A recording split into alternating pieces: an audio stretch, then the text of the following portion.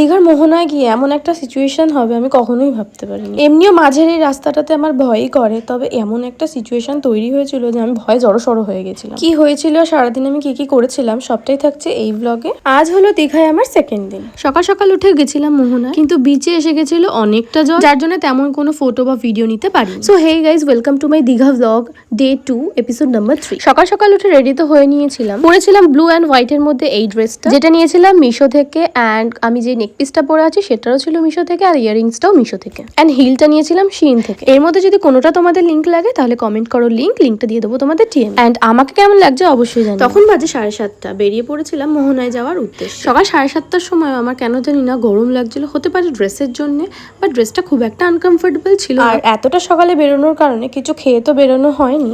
ভেবেছিলাম মোহনার ধারে যে ছোটোখাটো দোকানগুলো থাকে, ডিম টোস্ট, তারপর কচুরি অ্যান্ড অল, এগুলো বিক্রি হয়, সেখান থেকে কিছু কিনে খাবো, কিন্তু সেটা আর হয়ে ওঠেনি। ওয়েদারটা ছিল একটু খারাপ, কিন্তু বৃষ্টি পড়ছিল না। টোটোতে বসে যদিও দেখতে পাচ্ছিলাম কতটা ঢেউ আসছে, কিন্তু তাও বুঝে উঠতে পারিনি যে জল এতটা পরিমাণ উঠে গেছে। তারপর এখানে দেখলাম যে জল অনেকটাই দূরে আছে, আর এখানেই 2-1টা ভিডিও করেছিলাম। অ্যান্ড দেন আমি গিয়েছিলাম মোহনার এই রাস্তা। আর এখানে এতটা পরিমাণ জল উঠে আসছিল যে আমি ওইখানে দাঁড়িয়ে থাকতে প্রচন্ড ভয় পাচ্ছিলাম, তাই এখানে আমি একটা ক্লিপও নিতে পারিনি। তারপর এখান থেকে নিয়েছিলাম একটা ডাব, সেটা খেয়ে চলে গেছিলাম সোজা রুমে। এসে হোটেলের রেস্টুরেন্ট থেকে অর্ডার করেছিলাম লুচি আর সবজি। দেন ব্রেকফাস্টটা করার পর নিজেকে আর আটকে রাখতে পারিনি, সোজা চলে গেছিলাম পুলে। আর পুলটা গাইজ এতটাই ক্লিয়ার যে কারোরই নামতে ইচ্ছা করবে। আর আমি যেহেতু ফুল প্যান্ট পরে এসেছিলাম, কোনো শর্টসও ক্যারি করিনি, তাই এখান থেকে একটা শর্টস রেন্টে নিয়েছিলাম। যে কোনো ড্রেস পরে তো সুইমিং পুলে নামা অ্যালাউ নেই, তাই এখান থেকে রেন্টে কিন্তু ড্রেস পাওয়া যায়।